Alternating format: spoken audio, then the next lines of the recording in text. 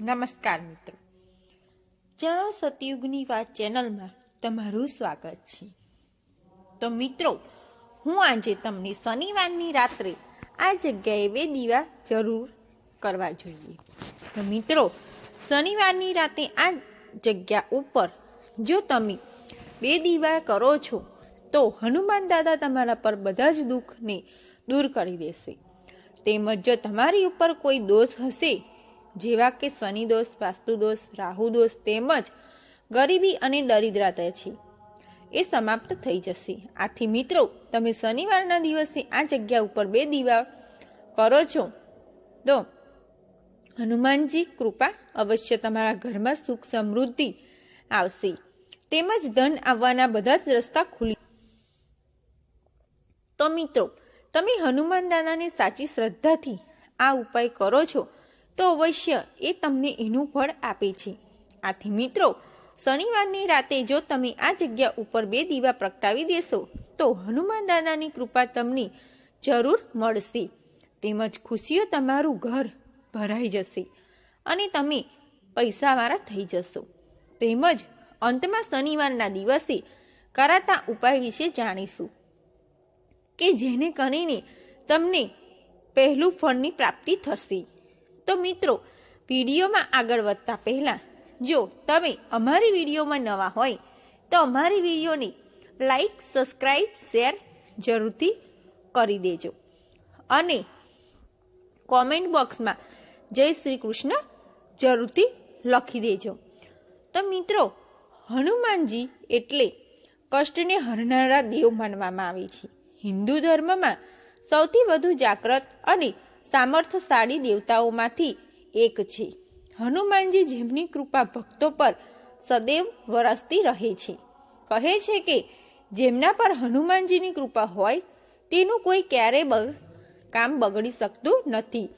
10 દિશાઓ અને 4 યુગમાં હનુમાનજીનો પ્રતાપ છે અને એ જ કારણ છે કે ભક્તો હનુમાનજીને રીઝવવા તપસ્યા થઈ જતા હોય છે। અને મિત્રો, આ શનિવારના દિવસનું મહત્વ બહુ હોય છે। અને મિત્રો, જો તમે શનિવારે હનુમાનજી દાદાની પૂજા અર્ચના જો સાચા હૃદયથી અને સાચા મનથી કરો છો તો હનુમાનજી અવશ્ય તમારી પ્રાર્થનાને પૂરી કરે છે અને સાથે જ તમારી બધી જ મુશ્કેલીઓ અને છુટકારો આપે છે। આ ઉપાયને તમારે કેવી રીતે કરવાનો છે અને ક્યાં કરવાનો છે, અને મિત્રો આ ઉપાયમાં તમારે કઈ વસ્તુનું ધ્યાન કરવાનું છે, તો આ બધી જ જાણકારી અમે તમને આજની આ વિડીયોમાં આપીશું।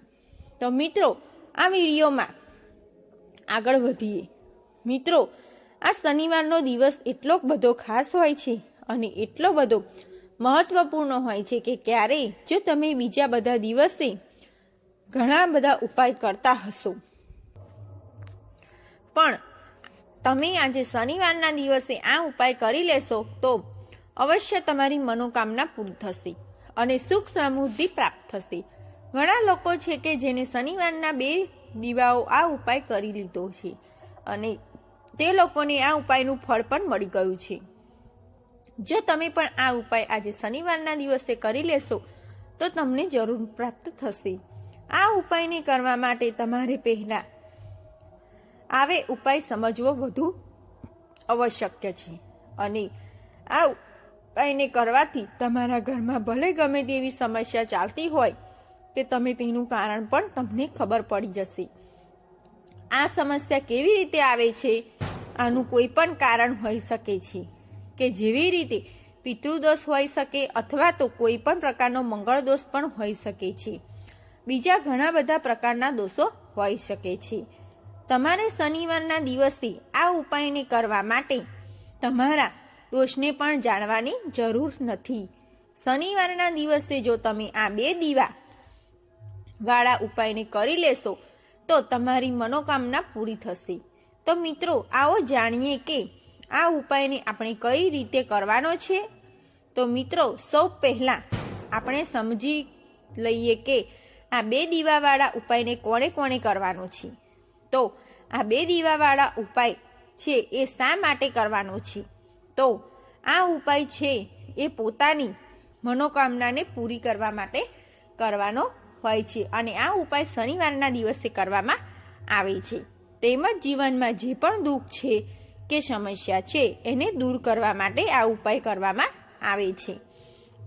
અથવા તો તમારું અમુક એવું કાર્ય છે જે પૂરું નથી પડતું, પૂરું નથી થતું, તો આ શનિવારના દિવસે આ 2 દીવાવાળો ઉપાય કરી શકો. તો મિત્રો, તમે પોતાની કોઈ પણ પ્રકારની મનોકામના માટે આ ઉપાયને કરી શકો છો. તો આ ઉપાય જે માણસ જ કરી શકે છે, જે માણસને પોતાની કોઈ પણ પ્રકારની મનોકામના હોય છે, એ હનુમાન દાદાની કૃપાથી પૂરી કરાવવી હોય, તેમજ તેમની જે પણ ઘરની માતા અથવા તો બહેન જે હોય કે ઘરની સુખ સમૃદ્ધિને વધારવા માંગતી હોય, તો એ લોકો પણ આ 2 દીવાવાળો ઉપાય કરી શકે છે. કારણ કે માતાઓ અથવા તો બહેનો જે હોય છે એ ઘરની લક્ષ્મી હોય છે અને જો ઘરની લક્ષ્મી કોઈ વિશેષ ઉપાય કરે છે તો અવશ્ય તેમને ફળ મળે છે. તેની સાથે જ મિત્રો, આ ઉપાયને કોઈ પણ માણસ કરી શકે છે. તો તે નાનો માણસ હોય અથવા તો મોટો માણસ પણ આ ઉપાયને કરી શકે છે.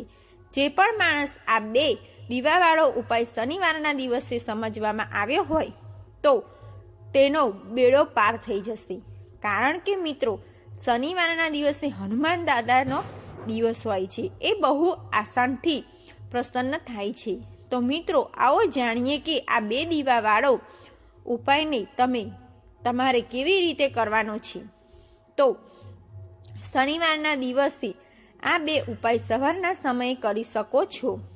પણ જો તમે સવારે આ ઉપાય ન કરી શકો તો તમે આ ઉપાય બપોર પછી પણ કરી શકો છો. એટલે કે તમે આ ઉપાયને પ્રદોપકાળમાં પણ કરી શકો. પ્રદોપકાળનો સમયગાળો છે એ 6 થી 7 વાગ્યા સુધીનો સાંજનો સમય હોય છે. આથી આ સમય પણ સારો અને શુભ અને ઉત્તમ ગણવામાં આવે છે. તેની સાથે જ મિત્રો, ઘણા લોકો એવા હશે કે જે નોકરી કરતા હોય છે અથવા તો પોતાના કામમાં વ્યસ્ત હોય, તો તે 6 થી 7ના સમયગાળામાં આ ઉપાય ન કરી શકે, તો તે 8 વાગ્યા સુધીમાં પણ આ ઉપાયને કરી શકે છે. કારણ કે મિત્રો, શનિવારનો દિવસ એ બહુ શુભ હોય છે. તો મિત્રો, તમારા જીવનમાં બહુ ધનને લગતી સમસ્યા આવતી હોય અને ઘરમાં પૈસા ન હોવાના લીધે બહુ બધા ઝઘડા થતા હોય છે, અથવા તો પરિવારના કોઈ પણ સભ્યને ધંધો સરખો ચાલતો ન હોય, તો મિત્રો, શનિવારનો દિવસે એમાં તમે આ ઉપાયને તમારી આ ધનને લગતી સમસ્યાને દૂર કરી શકો છો. મિત્રો, ઘણીવાર એવું થતું, તમે મહેનત તો બહુ કરતા છો પણ તમે મહેનત કરીને પૈસા મળતા નથી, તો તમે આ ઉપાયને કરી તમારી સમસ્ત મનોકામનાની પૂર્તિ કરી શકો. તો મિત્રો, આવો આપણે શનિવારના દિવસના દીવાના ઉપાય વિશે જાણીએ. સૌ પ્રથમ તમારે આ ઉપાય કરવા માટે 2 દીવા અને થોડીક દળેલી હળદરની જરૂર પડશે. આ એક હળદર વાળો દીવો અને શનિવારના દિવસે આ જગ્યા ઉપર જો પ્રગટાવી દેશો તો તમે ઉત્તમ ફળની પ્રાપ્તિ થશે. તેમજ આ હળદર અને લવિંગના દીવા વાળો ઉપાય છે, એ તમને બહુ જ ધનવાન બનાવી દે છે. તો મિત્રો, આજની વિડીયો છે શનિવારના દિવસે આ હળદર અને લવિંગના ઉપાય વિશે છે. આથી મિત્રો, આ લવિંગ અને હળદરની વાસ્તુશાસ્ત્રમાં બહુ શુભ માનવામાં આવે છે અને તમે જો શનિવારના દિવસે આ ઉપાય કરો છો તો હનુમાન દાદાની સાથે શનિદેવની તમારા પર કૃપા બની રહે છે. તમારે શનિવારના દિવસે 1 ચપટી હળદર અને લેવાની છે અને 1 માટીનો દીવો લેવાનો છે. તેની સાથે જ 2 લવિંગ લેવાના છે. તેની સાથે જ 1 વાટ લેવાની છે. તેની સાથે જ મિત્રો, તમે માટીના દીવામાં સરસવનું તેલ, હળદર તેમજ 2 લવિંગ મૂકીને તમારે હનુમાન દાદાનું ધ્યાન કરવાનું છે. આ 3 વસ્તુ છે એ તમારા જીવનમાં ચમત્કારનું કામ કરે છે. તમારા ઘરની આજુબાજુ જ્યાં પણ હનુમાનજીનું મંદિર હોય તો તમારે 1 સરસવનો દીવો તેમજ તેમાં હળદર અને 2 લવિંગ નાખીને હનુમાનજી દાદાના મંદિરે આ 2 દીવા પ્રગટાવી દેવાના છે.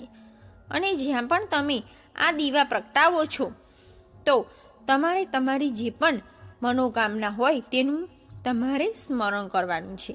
અને મિત્રો, શનિવારના દિવસે જો તમે આ 2 દીવાવાળો ઉપાય હનુમાનજીના મંદિરે જઈને કરી શકો તો અવશ્ય તમારી મનોકામના પૂરી થાય છે. હનુમાનજીની કૃપાથી પૂરી થઈ જશે. કારણ કે મિત્રો, શનિવારના દિવસે તમે હનુમાનજીને અનુલક્ષ્મીને કોઈ પણ ઉપાય કરી શકો છો. તો મિત્રો, હનુમાનજી મહારાજની કૃપાથી તમારી સમસ્ત મનોકામના પૂરી થાય છે. તો તમે આ ઉપાય સિવાય તમે હનુમાનજી દાદાને લગતી વિશેષ ઉપાય બીજા શનિવારના દિવસે પણ તમે કરી શકો છો. તો મિત્રો, આપણે એ 2 ઉપાય વિશે જાણીએ. તો મિત્રો, કળિયુગમાં એક હનુમાનજી, એક દીવો એવા દેવતા હોય છે કે જે પોતાની ભક્તોની મનોકામનાને થોડીક જ વાર પૂરી કરી દે છે. આથી જો તમે હનુમાન દાદાને અનુલક્ષીને અમુક એવા ઉપાય કરો છો અને જો તે તમારી ઉપર પ્રસન્ન થઈ જાય છે તો તમે અવશ્ય ઉત્તમ ફળની પ્રાપ્તિ પણ કરી શકો છો. તો મિત્રો, તમે શનિ દોષ અથવા તમારી કુંડળીમાં કોઈ ગ્રહ દોષ હોય તો તમે શનિવારના દિવસે અમુક વિશેષ વસ્તુ પણ પૂરી કરીને તમે પોતાની બધી જ મુશ્કેલીઓમાંથી મુક્તિ મેળવી શકો છો. તો મિત્રો, શનિવારના દિવસે હનુમાન દાદાને એવી કંઈ પણ વસ્તુ ચઢાવવી જોઈએ તો કે તેનાથી તમારા જીવનમાં જે પણ કષ્ટ, જે મુશ્કેલી હોય છે તેનાથી મુક્તિ મળે છે. તો મિત્રો, શનિવારના દિવસે શનિદેવ તેમજ હનુમાન દાદાને એક સાથે પણ પ્રસન્ન કરવા માટે હનુમાન દાદાને લાલ રંગના વસ્ત્રો અને સિંદૂર, ચમેલીનું તેલ અને લાલ રંગના ફૂલ પણ અર્પણ કરવા જોઈએ. તેમજ શનિવારના દિવસે શ્રી હનુમાનજી ચાલીસાનો પણ પાઠ કરવાની વિશેષ લાભની પ્રાપ્તિ થાય છે.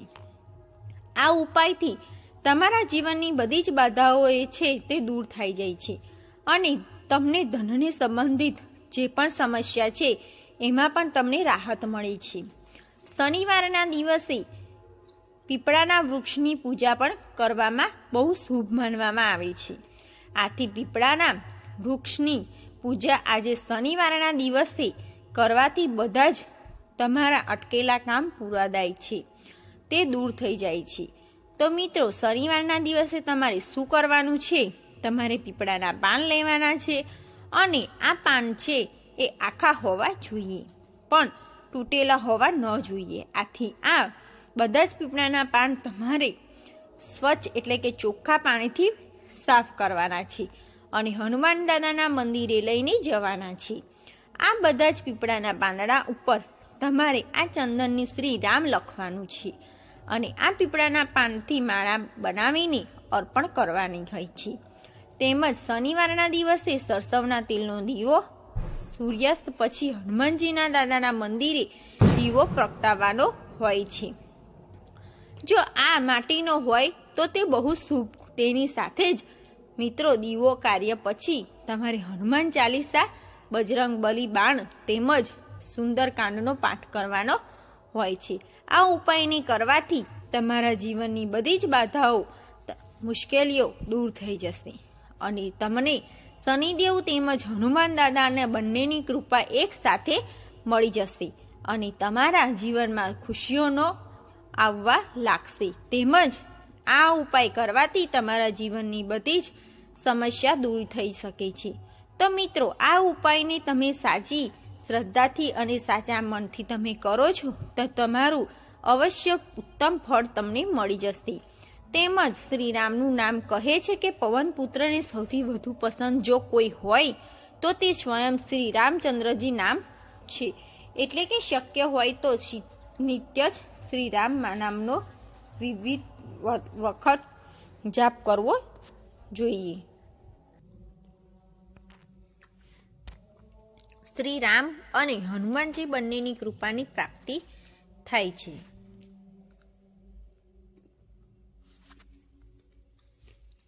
તેમજ સૂર્યકાંડની જેમ જ બજરંગ બાણનો પણ પાઠ પણ લાભદાયી માનાય છે.